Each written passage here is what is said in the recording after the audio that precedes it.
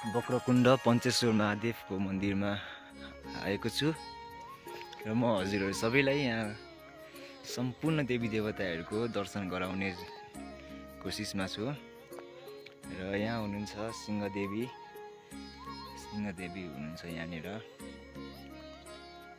यसै गरी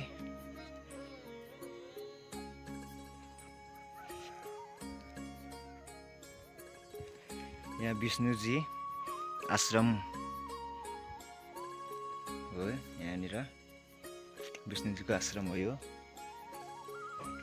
यहाँ 33 कोटी देवी देवताहरूको वासस्थान रहेको छ यहाँनिर।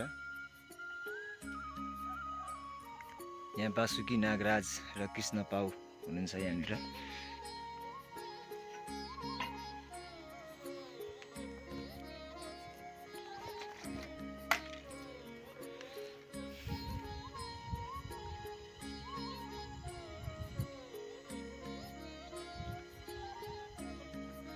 यसै गरी यहाँ लक्ष्मण भगवान चित्रकूट पर्वत रहेको छ यो। र यहाँ लक्ष्मी माता हुनुहुन्छ।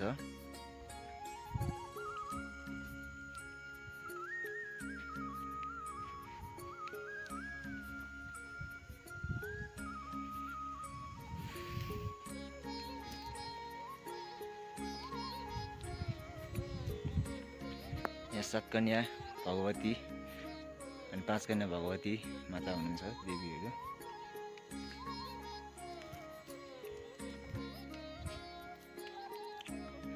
र यहाँ हुनुहुन्छ सिद्धेश्वर महादेव हुनुहुन्छ यहाँनिर। त्यसै गरी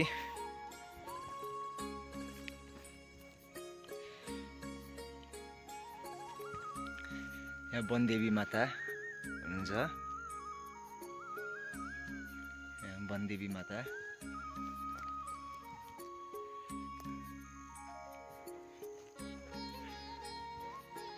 यहाँ उमादेवी स्वयम्भूनाथ हुनुहुन्छ। उहाँलाई कोटी कोटी प्रणाम छ यस पर्वतमा।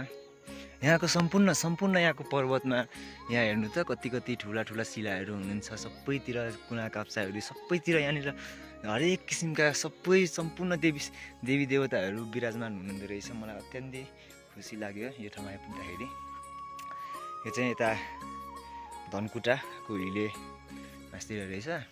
शालिग्राम भीमसेन संसारी माई, जय हो संसारी भगवती आमा, रक्षा गरिदिनुहोस्।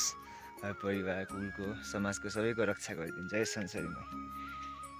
यहाँ शालिग्राम शिला हुनुहुन्छ यो। यहाँ शङ्खपाल नाग हेर्नुहोस् त है। यहाँ आकार हेर्नुहोस् न कस्तो राम्रो आकार छ होइन। यो नागको आकार हुनुहुन्छ। शङ्खपाल नाग हुनुहुन्छ यहाँनिर, जय हो। त्यसै गरी यहाँनिर हुनुहुन्छ कालीनाग सेतीनाग हुनुहुन्छ यहाँनिर।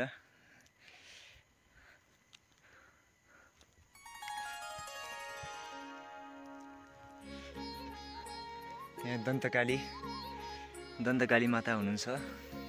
माताको दर्शन गरिसकेको छौँ हामीले। त्यसै गरी यहाँ जलेश्वर महादेव जलकन्या देवी हुनुहुन्छ यहाँनिर यस पर्वतमा। फेरि यता आउँदैछौँ र यहाँनिर हुनुहुन्छ शिवलिङ्ग महादेव, बसानन्दी पार्वती माता, हर हर महादेव।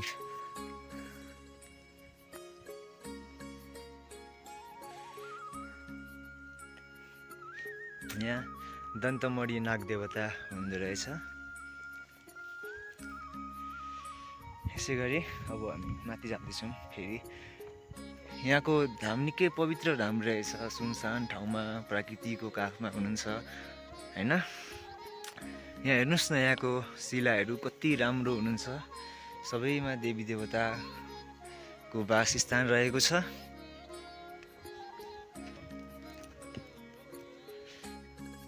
यहाँनिर वनझाँक्री हुनुहुँदो रहेछ यस ठाउँमा। गणेश वाहन मुसा पनि विराजमान हुनुहुन्छ। र यहाँ दुध झाँक्री सुन झाँक्रीको थान थपना रहेछ। यहाँ यमुना वाहन कछुवा यस पर्वतमा यस जिल्लामा कछुवा हुनुहुन्छ, यमुना वाहन कछुवा हुनुहुन्छ।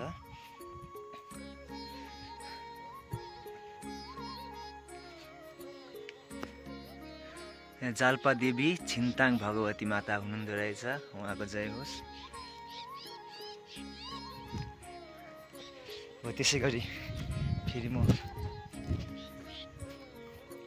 आउँदैछु।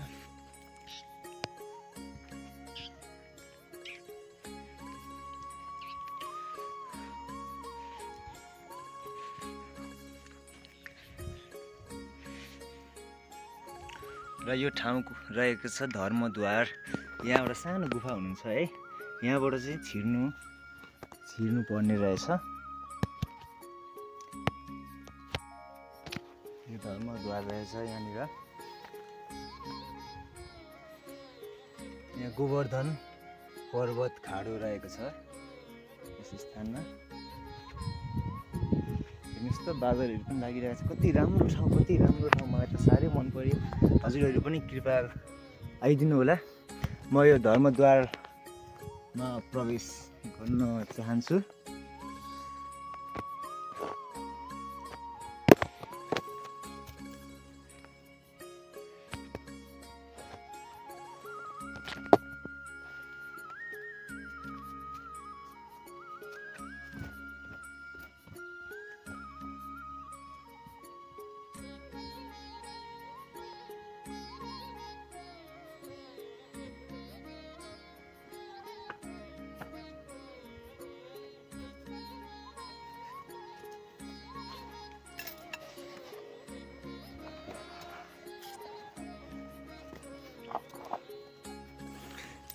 हर महादेव। र मैले धर्मद्वार पनि छिरिसकेको रहेछु, छिरिसकेँ। अलिकति धर्म दिनै रहेछु म पनि।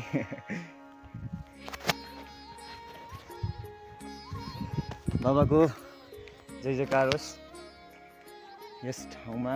कृपया हजुरहरू पनि आइदिनु होला। बडा भगवान हुनुहुन्छ यहाँनिर विराजमान हुनुहुन्छ। जय श्री बडा देवता। र अब यहाँ हेर्नुहोस् त कति राम्रो, कति पवित्र ठाउँ, कति शान्त ठाउँ। आहा, मलाई त साह्रै मन पर्यो। हाम्रो नेपाल साँच्चीकै विश्वमा दुर्लभ स्थान होला, ठाउँ होला। यहाँ देवी देवताहरूको यति राम्रो राम्रो ठाउँ, पवित्र धामहरू छ होइन। अझै कति ठाउँहरू होलान्, हामी मान्छे पुग्न सकेका छैनौँ होइन। कृपया यस्तो पवित्र ठाउँहरूमा कसैले आएर फोहोर मैला नगरिदिनु, तथा अरू कार्यहरू नगरिदिनु। र यहाँ पञ्चेश्वर महादेवको दर्शन सबैले गरिदिनु होला। जो टाढा हुनुहुन्छ, जो आउन सक्नु भएको छैन, उहाँहरूको लागि विशेष गरी यो भिडियो बनाएको हो मैले। र कृपया तपाईँहरू सबै भक्तजन, श्रद्धालु भक्तजनहरू आइदिनु होला। यस्तो पवित्र धाम छ यहाँनिर, सुनसान छ, सत्य हुनुहुन्छ यहाँनिर। यहाँको हरेक शिलामा भगवानको बास रहेको छ। कृपया तपाईँहरू आइदिनु होला यस स्थानमा, यस पवित्र धाममा आएर दर्शन गर्नाले मात्र तपाईँका हरेक पापहरू नष्ट हुनेछन्, दुःख कष्ट रोग व्याधिहरू नष्ट हुनेछन्।